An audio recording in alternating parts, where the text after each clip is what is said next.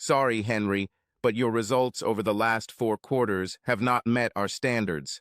We're firing you. I was stunned. I couldn't even formulate a thought. Of course, I've been fired before, although that was many years ago. But I must admit that this time it came as a complete surprise to me. Probably because it was my own wife putting the hammer down. Finally, I was able to speak. Are you firing me? You can't be serious. I'm absolutely serious. Your performance has declined significantly since last year, and we simply cannot afford to keep you in this position. And why exactly are you doing this? Can't that weakling Adams do it himself? I decided to handle this personally to prevent misunderstandings. I signed this decision and didn't want you to threaten to come to me when he told you the news. I thought it was better to solve this myself. Well, this is just wonderful. You need to collect your personal belongings from your desk. Just so you're not surprised, there will be a security guard there, according to protocol. I don't want you to think that the company or I think you'll take anything away. It's just politics. It felt like an iron ball had formed in my stomach. How can you fire your own husband? Seriously? Certainly. Something else. Henry, it wasn't easy. I hope you understand. Doesn't matter. I stood up and left her office. Perhaps we should introduce ourselves. My name is Henry Weston, and I was, sales manager for AB Products. I'm about 6 feet tall and in pretty good shape, although I've recently started to develop a belly bump that I haven't been very happy with. I'm smart enough, but I never aspired to be a boss. However, I knew how to sell and made good money from it, until recently, as it turned out. My wife, Angela, was the CEO of AB. Yes, that's right, main boss, big boss. Do you understand? She has always been ambitious and smart, so it is not surprising that she took this position. She's 5'6", with straight brown hair that she usually wears in a bun when she works. She's probably about 30 pounds overweight, but that doesn't bother her or me. She's attractive, but not particularly attractive, and we have a good marriage. We've been married 15 years and are both in our early 40s. We have no children, but we had an active social life when our schedules allowed, although I spent a lot of time traveling servicing my accounts, and she worked overtime as required by her position. At work, she uses her maiden name, Jarrett. Our marriage is no secret to employees or even local competitors, but she felt it was best to keep business and personal lives as separate as possible. I was fine with that. We met at work when I was hired in sales 20 years ago. She was already part of the junior executive class and was highly regarded. I won't bore you with the story of the courtship, since it was unremarkable. We met, started dating, fell in love, and got married. She rose through the ranks, and I moved up in the sales department, often earning high sales in a quarter, although I must admit that was a long time ago. Anyway, I felt eyes on me as I left my wife's office, which surprised me because we weren't loud, and I didn't think anyone was listening. I assumed that rumors might have spread. It wouldn't surprise me if Adams, who couldn't become VP of sales, even if he had a paper bag, specifically allowed this to happen. But when I turned the corner to my office, I saw a security guard waiting for me, and I realized that it had probably given me away. I'm so sorry, Mr. Pazigan Weston. I know you wouldn't take anything that doesn't belong to you, but... I raised my hand. It's okay, Vic. That's the way it is, and you just do your job. Do not think about it. I had very few personal items in the office, as I hardly spent any time there. Everything fits easily into the small box provided by the company for my convenience. I quickly looked around, and once I was sure I had everything I wanted, I walked out of the office and left the building for the last time. Mr. Benno Weston, you forgot this photo of your wife, Vic shouted at my back as I walked to the door. No, I haven't forgotten, I answered without turning around. There was deathly silence in the room, in which there were about 15 people when I left. It occurred to me that these people now realized that no job is secure, and then I thought that maybe that was the whole point, or at least part of it. I threw the box in the front seat of the car and drove home. Justified or not, I felt completely betrayed by Angela. I knew my numbers were low, but I had every reason to expect them to rebound in the next couple of quarters. I had promises from several clients that orders would increase, and I assumed that the new rep would probably get credit for turning things around. It's a pity that I wasn't given the opportunity to finish the job. I spent the whole day doing things around the house. I don't think Angela will be too pleased, but I didn't care right now. I wondered how she would be when she returned home. We always tried to keep work and home separate, leaving official matters in the office, but this was obviously different, at least for me. I was lying on the couch watching baseball when she walked through the door around 7:00 p.m. I didn't even bother to look up at her, continuing to watch TV. We always greeted each other when we came home, so my silence probably spoke volumes. "Darling, I'm home. I heard you come in. Any plans for dinner?"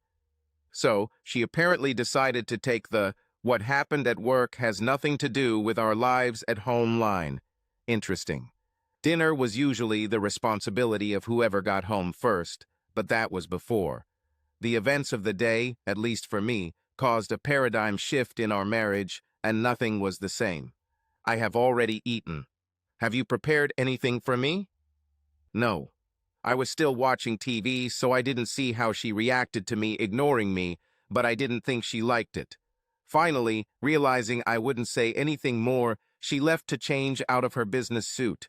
I imagined that there would soon be another unpleasant conversation when she realized. "Henry, where are your clothes? And your toiletries?" "Where they belong, Angela. In my closet and in my bathroom." She disappeared for a minute while I watched the game again. I knew the conversation wasn't over, but I think my answer confused her, so she came back to check again. She returned quickly.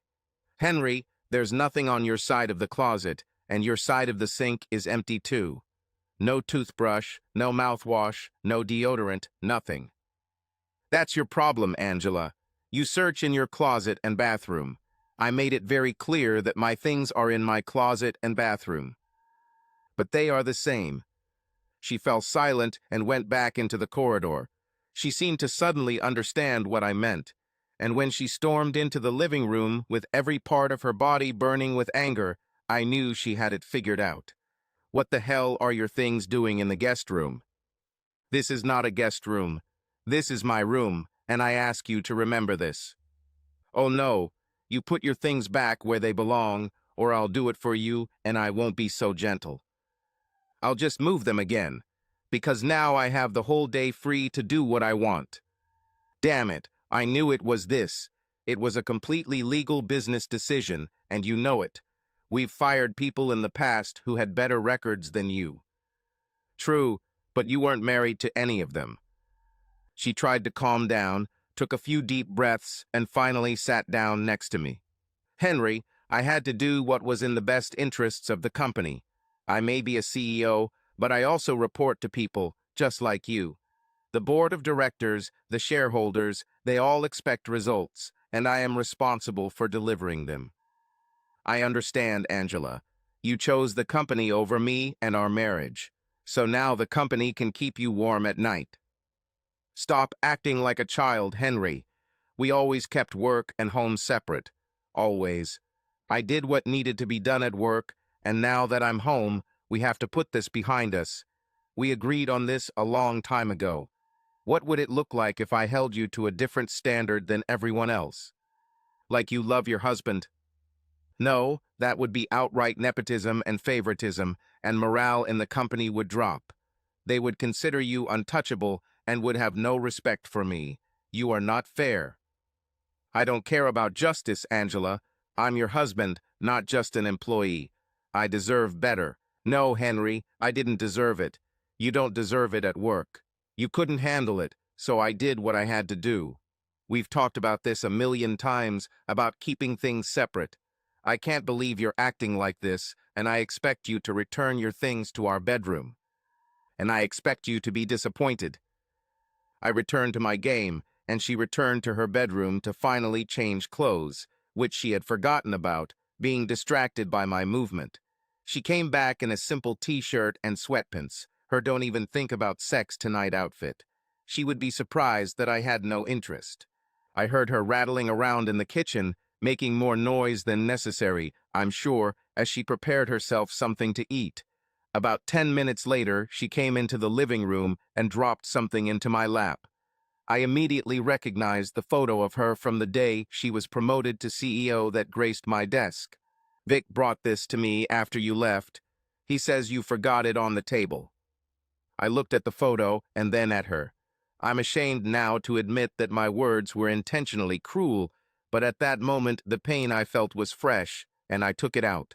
I haven't forgotten her. I only took what I still wanted. Exactly. She started crying before she could leave the room and headed straight to her bedroom. I heard the door slam, and to be honest, I didn't care at that moment. I went back to my game and didn't see Angela again for the rest of the night. I woke up in the middle of the night still on the couch with some damn TV store on TV. Now I was wearing a blanket and all the lights were off.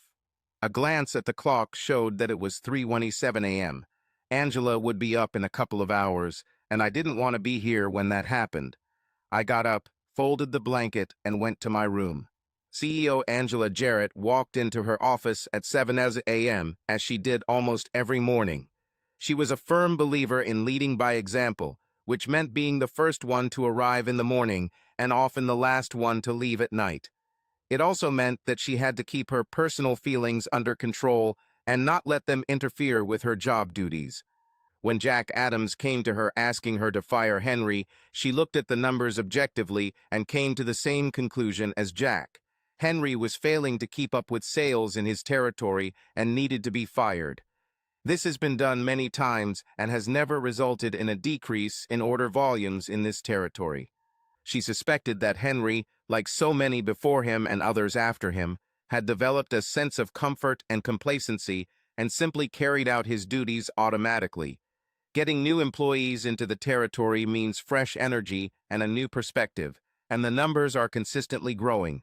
While Jack didn't specifically ask Angela to handle the termination personally, he made it clear during the meeting that he expected Henry to play the "my wife is the CEO" card. He had fired people before, but didn't want to deal with it, and was glad when Angela offered to do it herself to prevent this situation.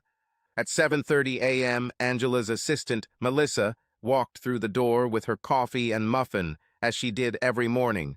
They had a supplier who delivered fresh every day, and Melissa always picked out something for her boss. Today, she was full of curiosity. How was it yesterday at home? Terrible. He moved into the guest room, and he didn't forget the photo. He left it on purpose. He said he only took what he still wanted. Did he mean the photograph or you? I'm honestly not sure. We always agreed that work would not affect the home, and I counted on that when making this decision. I think you were right. I'm not happy about this, Angela, but it was reasonable to expect that your husband's dismissal would not be like everything else. So now? Nothing. It was still the right decision for the company, and it was my job to make it. I hope that when the anger subsides, he will realize that I was right, and we will return to normal life. As soon as he finds another job, I'm sure everything will be fine. Things remained the same for the next week. I was decluttering the house, tackling projects that needed attention, and I'll admit, in the back of my mind, I kept thinking about preparing the house for sale in the event of a divorce. None of us were going to give in. Although we barely spoke, it was clear that Angela stood by her position that she had made a business decision as part of her job, and I was at fault for not sticking to our agreement to separate work and home. And I continued to think that my husband was not being fired. A marriage deserves more loyalty than a company. Once the home projects were completed, I decided it was time to start looking for a job. Of course, I did this in the evenings. I spent the day watching TV or playing cards while Angela was at work, and then locked myself in the office before she returned home and searched for a job. This continued for another week until Angela tried to change the situation for the better. I was still angry and took every opportunity to try and hurt her for what she did. One Saturday, she knocked on the office door where I was filling out job applications. I didn't say anything, but the door wasn't locked, so she walked in. "Henry, let's do something together today. We need to try to repair our marriage. please. Could I just accept the offer and plan my way out? Of course I could, but I wasn't ready for it. So I did what any angry man feeling humiliated by his wife would do. I hit back. I'm sorry, I cannot. Suddenly, I found myself looking for a job. Then she said perhaps the worst thing she could have said. Can't you take a day off? There's no rush, darling. I earn enough to support us. I immediately and significantly became angry. I swear I literally felt my blood start to boil. Couldn't wait to throw that in my face, huh? What, Henry? Oh yeah, you're a rich and successful CEO, married to a loser who can't even avoid getting fired by his own wife. I bet you and Adams just get together and laugh your ass off about how you got rid of me. You're probably having sex in your office and making fun of me about what a loser I am. I bet it's just a big joke to all of you. The slap to the face took me by surprise. Henry Weston, I never in my life thought of cheating on you, and you damn well should know it. You can be angry about being fired and believe all you want that I shouldn't have done it, but never, never, violate my integrity by suggesting that I'm cheating on you. She turned on her heel and walked out, slamming the door. I really thought the little glass panels would break, but they held up. The situation was quickly getting worse, and I didn't know how to stop it, and worse, I didn't know if I wanted to. The only positive thing I could say was her reaction to my suggestion that she was sleeping with Adams. The thought of it offended her, and that's exactly what I would expect from an innocent person. So, here it is. I finally got a response to the millions of resumes I sent out. Well, maybe it just seemed to me that there were millions of them. Anyway, it was from a local company called Capstar Sales and Service, and they were looking for a territory representative. They paid a little less than I earned, but that was expected. There was a lot of business travel, even more than I had at AB, but at the moment it was more of a plus than a minus. I think my mood improved noticeably because even Angela noticed it and asked what made me so happy. I have an interview at Capstar today. That's great, honey. I'm sure you will succeed. Call me and tell me how it went. I didn't say I'd call, but I didn't say anything bad either, and when she timidly came up to kiss me on the cheek, I even let her do it. She felt a little lighter on her feet as she walked to her car, and I felt positive vibes for the first time in a long time as I did the same. It's a shame they didn't last. You're so happy today, boss. Any improvements on the personal front? He has an interview with Capstar today. I just know that everything will work out for him, and then everything will finally return to normal. He was nice to me in the morning and even let me kiss him goodbye. It was on the cheek, but that's already something. Still no bedroom, huh? Nothing. I hope at least today everything goes well. I really need to get laid. The call about how the Capstar interview had gone never came, and while it was possible that Henry simply forgot, what was worse was that he simply didn't want to share the good news with her. She went home at 6 p.m., worried about the news, but that would have to wait because Henry wasn't home. She checked her phone again and found no messages. She poured herself a glass of wine and called Henry several times, but received no answer. She couldn't bring herself to eat, so she just restlessly waited for him to arrive. It was already after 10 p.m. when she saw the headlights turning into the driveway, and despite her frustration, she decided that this was not the time to confront him due to the fact that he was so thoughtless and insensitive by not calling, not answering, and being late. She was going to play the role of the supportive wife, even if it killed her, until he walked through the door, staggering. I drove home carefully, taking side streets to avoid police attention. I didn't think I was drunk anymore, but it was still wise to be careful.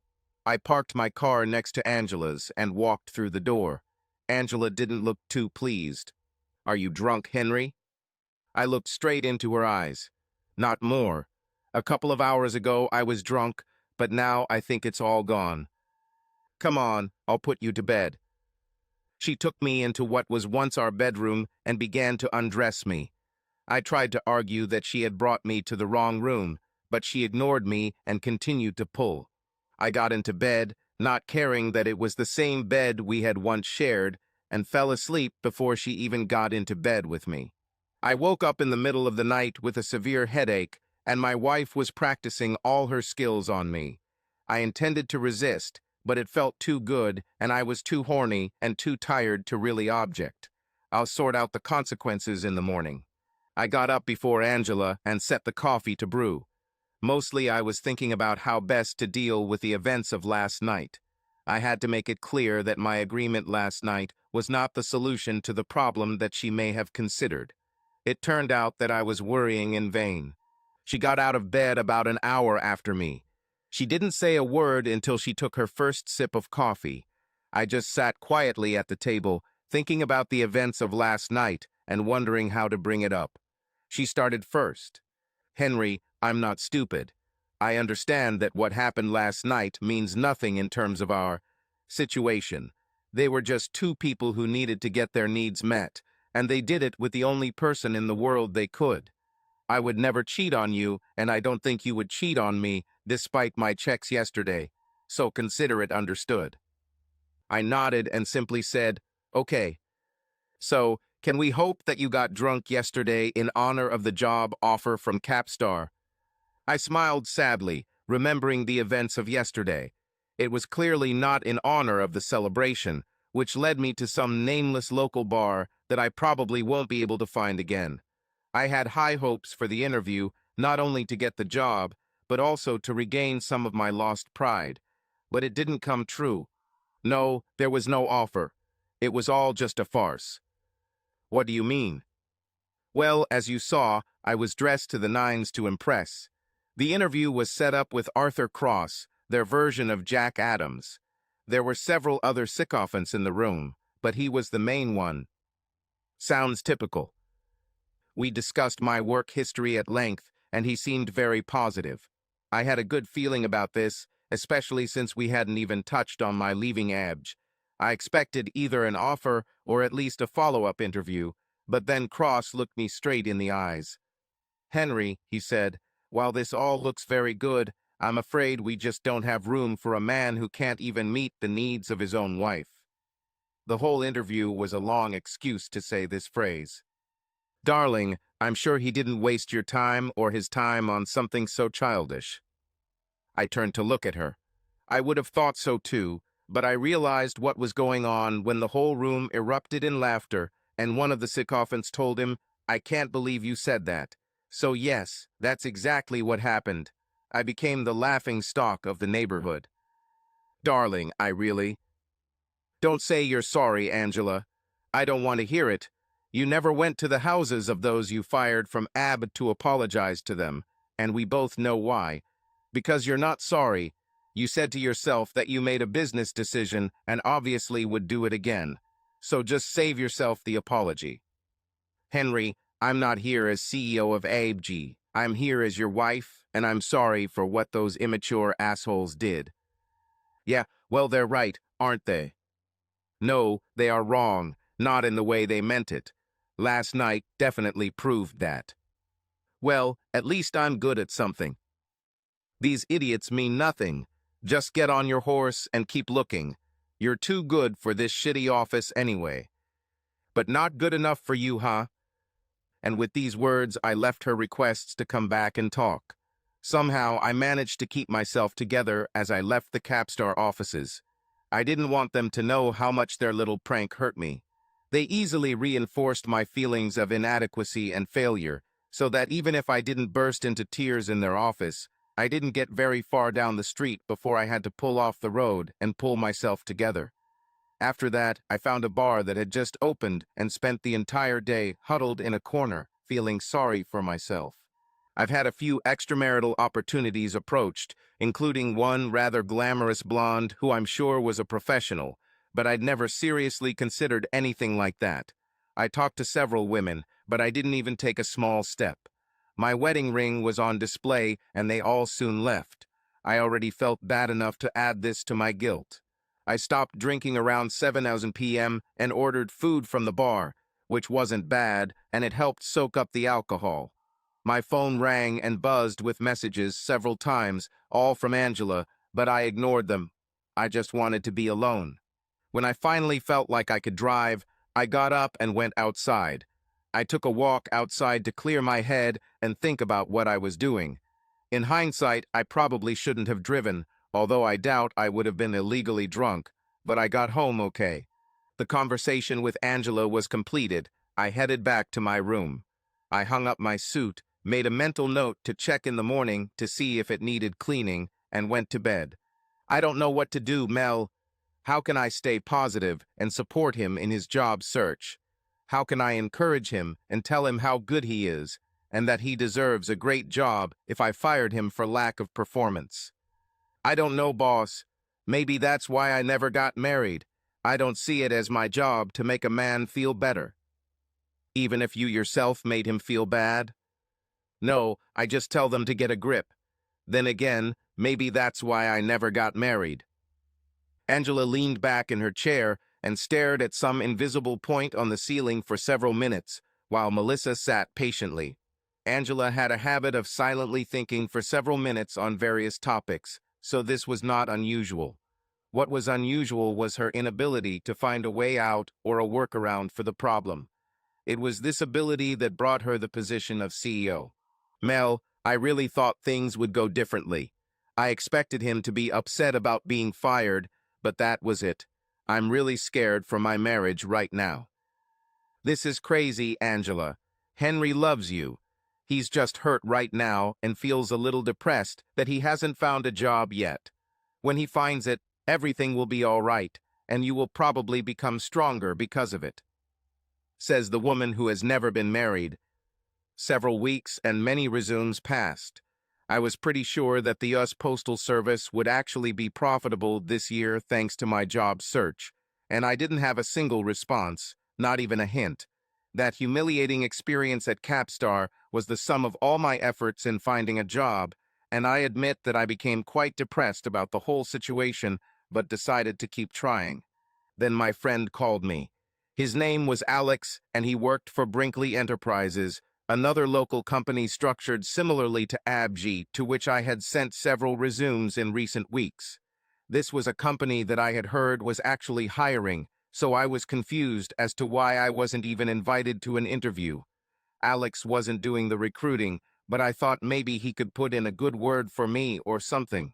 It was around 10:30 a.m., and I was deep in an intense game of online poker when he called and asked if I could meet him for lunch. I agreed. Well, what did I have that was so urgent? We met at a local bar and grill and exchanged pleasantries until our food arrived. We focused on lunch and the afternoon baseball game shown on the screen above the bar, while we ate before he moved on to the reason for the invitation. Henry, I heard about what happened at Capstar. These guys have always been assholes. Don't let them get to you. Yeah, I knew the kind of people they like to hire, but I needed a job, so I had no choice, you know. Understand. But try to take this as I intend. I am your friend. What those guys did was lousy. No one argues with that. But what? The thing is, this is the general opinion in the city. What exactly? What if your own wife fired you then? Well, there's no reason to risk hiring you. I talked to some employers at Brinkley, and they said no one takes your resume seriously, and they heard it from other companies in town, even those actively hiring. It hit me hard. I at least hoped that these companies simply did not have open positions, but to hear that I was not even being considered for real positions was a knife in the heart. I tried not to react directly in the restaurant, but I also couldn't bring myself to respond. I was just thinking about what Alex said. When I felt like I could handle it, I stood up, threw a 20 on the table, and left, thanking Alex for telling me what was going on behind the scenes. I drove home, and suddenly sobriety seemed like a bad idea. I sat down on the sofa and began diligently to get my supply of beer. I was halfway through the 12-pack when Angela got home a little earlier than usual. She didn't immediately understand the situation, but it took her a little time. "Henry, I'm home." "Here she is," I said with more enthusiasm and volume than necessary. Small woman. She looked around and saw beer cans scattered around and quickly took in the scene. I already said she's smart. "You are drunk." It's me. It's me. God, you stink. I can smell it from here. Have you even washed yourself today? Of course, I washed myself. Right before I went to lunch with Alex.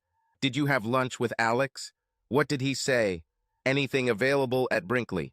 Of course, a lot of things. They hire everyone, including salespeople. This is cool. Will Alex help you with this? No, he doesn't do hiring. I know that, honey, but I'm sure he has some connections, some influence. I'm sure there is, but not enough to get me a job. No, he simply told me that I had become a laughing stock in the sales industry here and that no one was taking me seriously. What? You can't be serious. Oh, but I'm serious. It turns out that being fired by your own wife pretty much means you're worthless, at least as an employee. They'll hire kids straight out of college with no experience and people who haven't brought in as many sales in their entire lives as I did in one of my best years, but old, useless Henry Weston isn't even worth a second glance. I seriously doubt. Damn it, Angela, I shouted, silencing her. Just stop, okay? Stop pretending you can't believe I can't find a job. You were the one who fired me because I didn't meet your standards. My own damn wife fired me and can't understand that everyone else has the same opinion. You ruined my damn career, Angela, for your job, so stop trying to put a positive spin on it. He's gone. I'm sure it was a combination of too much alcohol and not eating, plus the sudden release of anger and emotion, but I suddenly realized I was going to feel sick. The nearest place was behind the door to the courtyard, and that's where I headed, barely making it out the door before the contents of my stomach made a quick and violent return. I fell to my knees as wave after wave erupted from my stomach and splashed onto the lawn. I felt Angela kneel next to me, trying to help and calm me, muttering words of comfort, but it only made me angry and I pushed away from her. Don't touch me, Angela. It is your fault. No more draws. You decided that your job at Abbey was more important to you than me, and you completely destroyed me. Just stay away from me. I'll take care of myself. Understood? Yes, Henry. I understood. I do not apologize. I rose to my feet and staggered into the house. I went to my bathroom, knowing that I usually have 2 bouts of vomiting once it starts. I locked the door and positioned myself in front of the toilet, but to my surprise, nothing else happened, even dry cramps. I heard a knock on the door as I sat there, followed by, "Henry, are you okay? Couldn't this bitch leave me alone to die? Jesus, I'm not dead. Honey, please, I love you. We need to find out." I didn't answer. What would be the point? Obviously, she lived in some kind of fantasy world where she could fire her husband and everything in life would remain as it was. I just sat there for a few more minutes until it became too uncomfortable. I thought Angela had already left since I hadn't heard anything from outside the door for a while, so I opened the door to go to my room. I made a mistake. Honey, I know you feel bad, but we need to figure it out. We can't continue like this. Will you fire me as a husband too? No, honey, I won't fire you. But I also don't want to live like this for the rest of my life. I hurt you, I understand, but you have to believe that I really thought everything would be okay. I would never have imagined that things would go the way they have now. Is it true? I asked in disbelief. Has it ever occurred to you that firing your own husband would lead to pain and mistrust in your marriage? Has it ever occurred to you that being fired by my own wife would have negative consequences for my psyche and self-esteem? Has it ever occurred to you that companies here wouldn't want to hire someone who was fired by his own wife? Christ and Ashella, you are an incredibly smart woman. I refuse to believe that you were really that stupid. I left her again, which happened more and more often. Then I did something really stupid, which can only be explained by the fact that I was full of anger and frustration that suddenly needed to be released. I was so angry at Angela, at the world, at the whole damn situation, and I really wasn't thinking. I walked into my room and slammed the door hard, knocking a couple of knickknacks off the small shelf placed near the door. They landed safely on a fluffy carpet, but for some reason this angered me. I picked up the little ceramic figurine, where the hell did it come from, and threw it with force into the far wall, where it broke into millions of pieces. This will teach her to fall off the shelf. Unfortunately, this only inflamed me even more, and with nothing else worth throwing within reach, I stayed where I was and screamed at the top of my lungs. Practitioners of primal scream therapy would be so proud. Then I turned around and hit the wall with all my might. To be honest, I did expect the drywall to be a little more pliable, although that could have been a result of seeing guys punching holes in walls on TV. This was probably not the best source of preliminary ideas. At this stage, I let out another scream. One is undoubtedly less primary than the previous one. I fell onto the bed, clutching my hand, and really hoped that my bones wouldn't turn to dust. I can only assume that Angela could tell one scream from another because she flew into the room. "Henry, are you okay? Oh my God." My hand was already swelling and turning purple, and one of my fingers was severely deformed and pointing in the wrong direction. She told me not to move, as if moving was at the top of my list, and ran out of the room. A few moments later, she returned with an ice pack from the freezer and a kitchen towel to wrap it around. "Come on, honey, you need to go to the hospital." It was too painful to resist, so I just went with her. She carefully placed me in the passenger seat of her BMW and quickly drove to the local hospital. Apparently, it was a night for stupidity, because there was a decent line and people with the types of injuries that appear right after someone says, "Hey, look what I can do." Angela completed all the paperwork. Of course, I couldn't write, so I had no choice. And then I had that favorite experience, sitting in the waiting room all night. We got home well after midnight. My arm and wrist were freshly wrapped in a cast, and I was pumped full of painkillers. I was exhausted, despite taking several naps during the night. Angela helped me out of the car, which only added to my feeling of helplessness. She tried to pull me into her bedroom, but I just pushed her away without a word and went to my room. I may have been the one who hit the wall, but in my mind, it was mostly her fault. She didn't say a word when I locked myself in my room. "You don't really want to go home, do you, boss?" So obvious. You never went out after work before, but now you do it 2 or 3 times a week. Seems pretty clear. Is it that bad? It's just falling apart, Mel. It's been 6 weeks since he broke his arm, and he hasn't done a damn thing. He mostly sits at home and drinks. He looks like he's depressed. Yes, but he doesn't talk to me. He won't go to a counselor either. I tried everything I could to get him to do something. He probably wouldn't even take a bath if I didn't force him. I'm trying to support him until he figures it out on his own, but I'm not going to smell him while I'm doing it. Is he still looking for a job?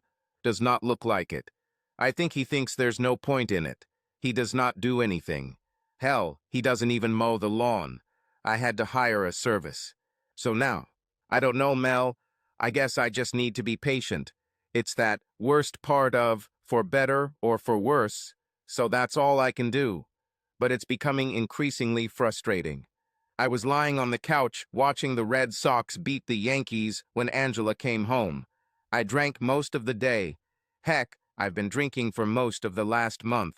Obviously, there was no point in looking for a job, and as Angela once pointed out, she was making enough money to support us.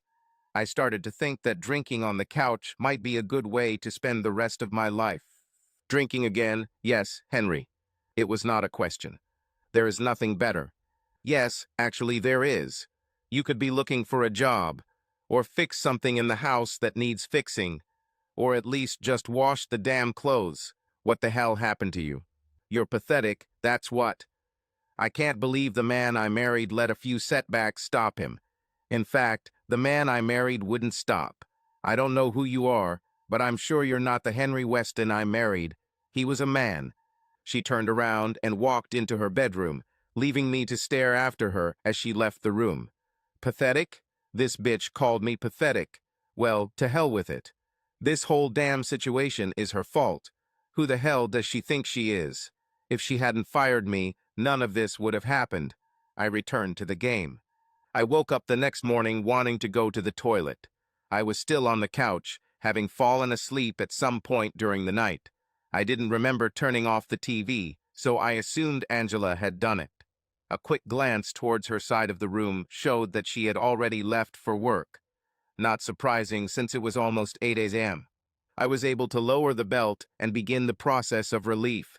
Even though the cast was off, I was still wearing a brace to stabilize my arm, and this made things like buttoning my pants difficult, so I started wearing things with an elastic band, so I could just pull them on and off. As I stood there draining the main vein, I saw my reflection in the mirror. I looked like crap. My hair was dirty and too long, longer than it had ever been. I hadn't shaved for several days and was wearing an old, torn t-shirt. I looked like a homeless person, and without Angela, I probably would have been.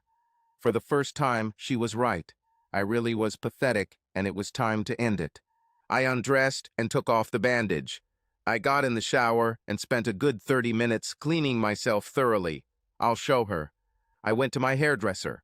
Yes, I said to the hairdresser. Norm Jones was a 60-year-old man and a relic of the past. There was no style here, there was a haircut. He could do a few different things, but he was trained in the Army and still cut hair to Army standards. So, expect a short haircut. I sat in the chair and he gave me a full treatment, including a hot towel. I left Norma's store feeling much better.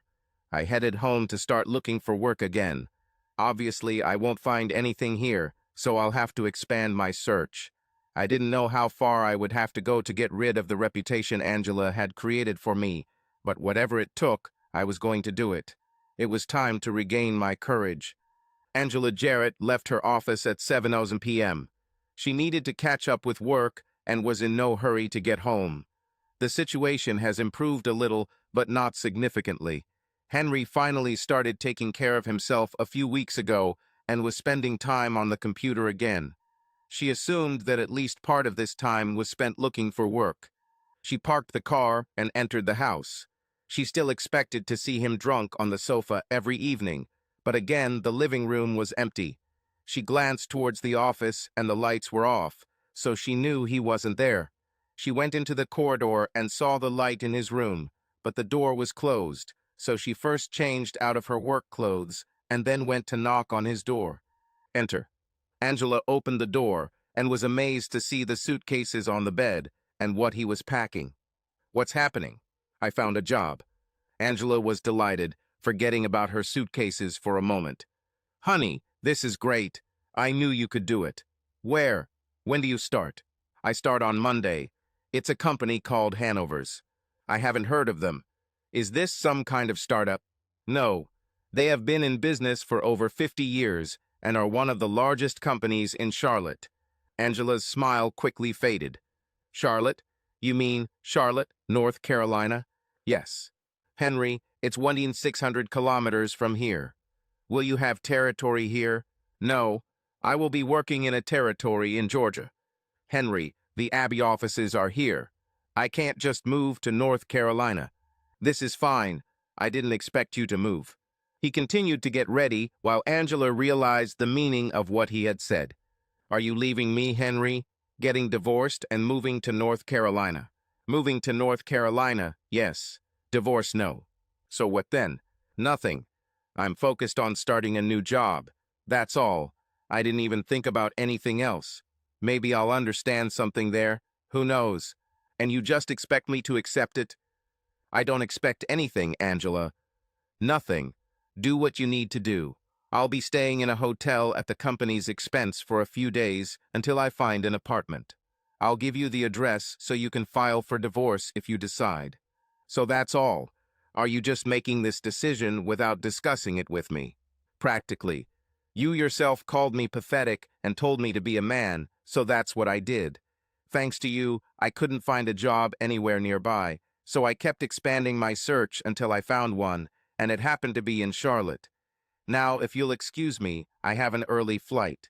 Angela was overwhelmed by the news that her husband was leaving her, and then just let her go as if she didn't matter, which apparently doesn't matter to him anymore. But he wasn't divorcing her, which was good news. Well, she was pretty sure that was good news. Okay, he was upset and hurt again by what she said that night a few weeks ago. In fact, this was her plan, hoping that the humiliation would inspire him to prove otherwise. It worked too well, apparently. She returned to her room and sat on her bed in shock. What the hell happened? Just a few months ago, she had a great job and a husband whom she loved and who loved her. Sure, she still had a job, but it seemed to come at a cost to everyone else, and for the first time, she wondered if it was worth it. I finished packing the things I would need into suitcases to take with me to the airport. I packed the other items into boxes and shipped them. I took them to the Up store earlier today. The facade of indifference that I showed Angela during the conversation was, of course, a pretense. Even when I was angry at her for what she did, I still loved her desperately. But sometimes you need to take care of yourself first, and that's what I did. I couldn't be a good husband to her or anyone else if I felt the way I did. I wasn't planning on filing for divorce, but I fully expected her to do so, so I tried to make it seem like I didn't care. Reclaiming my masculinity did not involve begging my wife to stay with me while I did it. Besides, if she hadn't fired me, we wouldn't be in this situation. The flight to Charlotte was uneventful, and I was first taken to the Hyatt Hotel, just a few miles from the Hanover's offices, and checked into my room. I then went to the offices to meet John Hanover Roman III, grandson of the original John Hanover who founded the company. I talked to him on the phone and did a video interview, but this was the first time I met him in person. I spent my first month on the job learning from their Western South Carolina representative, Kyle Bishop. He taught me well about the way Hanovers preferred to do business, including some tricks he used to speed up his paperwork. He also proved to me that he is a great ladies' man. He said he was married, and the ring on his finger confirmed it, but that didn't stop him from regularly picking up women. Since we shared a room while traveling, he would send me text messages letting me know to stay away from the room for a while. He had a code, "Let me buy you a cup of coffee." He thought that if his wife saw it, it would seem harmless. Code that you can return. I hope you enjoyed your coffee. Opportunities for me were also abundant. At first, Kyle tried to find pairs of women so we could both have one, but when I refused, he focused on singles. Of course, this left me alone most of the time, drinking all this coffee he bought me, and they tried to hit on me a few times too. I simply showed my ring and thanked them for their interest. Regardless of the state of my marriage, I was a married man. I started with enthusiasm when I went to work in Georgia. I spent a lot of time researching Hanover's products and their features and came up with some creative ways to present them. Sales were active and, obviously, significantly exceeded the previous representative in this region. A month later, Jack Hanover Roman II called me. He was the chairman and, of course, the father of Jack Roman III. He wanted to personally congratulate me on how well I did and how glad he was that I was joining their team. He noted that the previous rep had relaxed his efforts a bit, and I was a welcome change. I thanked him for his kind words and assured him that I would continue to work hard. I spent another month mostly on the roads. I sent additional samples to wherever I was. I visited all the major clients in my territory during this month to introduce myself and launch orders. Finally, I returned to my apartment and felt extremely lonely at night. Even though Angela and I haven't been getting along for a long time and we haven't slept in the same bed, I found comfort in her presence in the house, and I was acutely aware of her complete and utter absence. Crap. I really missed her. I decided to improve my social life, so I tried to get to know the neighbors in the complex and also make friends among the employees at Hanover's. I focused on the support staff since they weren't traveling, figuring it would be easier to coordinate schedules. I was glad that my efforts resulted in good friendships. I had been working for almost 4 months when there was an unexpected knock on the door. I paused the Carolina Panthers game and opened the door to see Angela and her travel bag. "Angela?" "Hello, Henry." At that moment, and fortunately before anything could happen, a man came out from the hallway into the living room to see what was going on. "This is my neighbor, Debbie." At that moment, a man emerged from the hallway, entering the living room to see what was going on. "And her husband, Greg." "We were watching the Panthers game," I said, pointing to the TV. "Guys, this is my wife, Angela." Debbie's eyes lit up. "I knew you looked familiar." Your photo hangs on his wall in the hallway. I winced, for some reason not wanting Angela to know about this. Debbie stood up and shook Angela's hand, and Greg followed suit. Angela's face became noticeably less angry. "Come on, honey," Debbie said. "I think these two need to talk." "Of course, honey," Greg answered disappointedly, looking at the score 28-28 frozen on the screen, showing less than 2 minutes left in the game.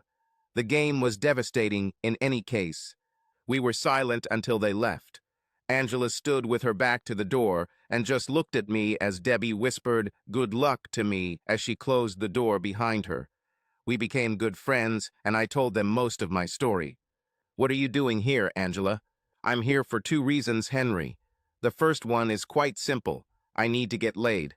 "Is this what you came to Charlotte for?" "Yes. The only man in the world I want to have sex with lives in Charlotte, so here I am." "And you think this is a good idea?" "I think it's a great idea, and I think you think so too, if you're not going to say no." "No, I think I won't refuse." She smiled and took my hand, leading me down the hallway to the bedroom. We had sex. He was taking out his aggression on me, right? A little. "If that's what I get, maybe I should piss you off more often," she said, with a small laugh at the end. Of course I got angry. "So, am I not enough for you? Do you have to make me angry for you to like it?" "Damn it, Henry, it was a joke, okay? I've always loved what you do to me, but I admit that I enjoyed the way you pounded me into the mattress now. Stop trying to turn everything I say into an insult." "Fine. Anything. You said there are 2 things you want to do while you're here, right? The other thing I need to do is shopping. Is Charlotte some kind of shopping mecca that I didn't know about?" "No, but I need a toothbrush and such things, plus clothes for visits." "What are you talking about, Angela?" "I plan to visit you every 2 weeks, probably alternating between long and short weekends. I'll probably have to work a little while I'm here, but we'll still have a lot of time together. And I don't want to worry about fees every time, so I'm going to buy some things to leave here." "Are you going to fly here every 2 weeks? All you have to do to stop me is file for divorce." "But I love you, honey. I have always loved you and always will, and spending retirement without you is unacceptable. I worked hard to become a general director, and I'm not going to give it up, at least not yet. In a few years, I'll be ready to retire, and between my stock options and the golden handshake I'll receive for making the company as profitable as it is, I won't be working anymore. So you and I will have a separate marriage for a while." "You're making some assumptions, aren't you?" "Hey, military people do this all the time, and they don't even see each other every 2 weeks like we do. And you can make my trip easier by coming to my home. Do you think I have forgiven you?" "Of course, I forgave. My photo is hanging on your wall, remember? And don't think I didn't see that photo next to the bed when we walked in here. You miss me as much as I miss you, and I know that you still love me. Don't even try to deny it." "Yes," I admitted. "I love you, but—" "Nothing but. Look, the fact is that while I was acting like a bitch, you were acting like a complete asshole. I talked to your clients, Henry, and they told you how much they love me, right?" "Yes, they said that, at least as a nice person to have a drink with, but in terms of sales, they weren't so complimentary." "What?" "They all admitted that they thought you were doing your job mechanically, but they were afraid to say anything because they knew we were married. I learned that none of them were aware of all the products we released last year. There are always things that are not suitable for some clients. It's none of your business. You can tell them you think something else will be better, but you still have to tell them about all the products. Each of them ordered the things you kept from them, and they all liked them. The orders Wes received in his first quarter were great.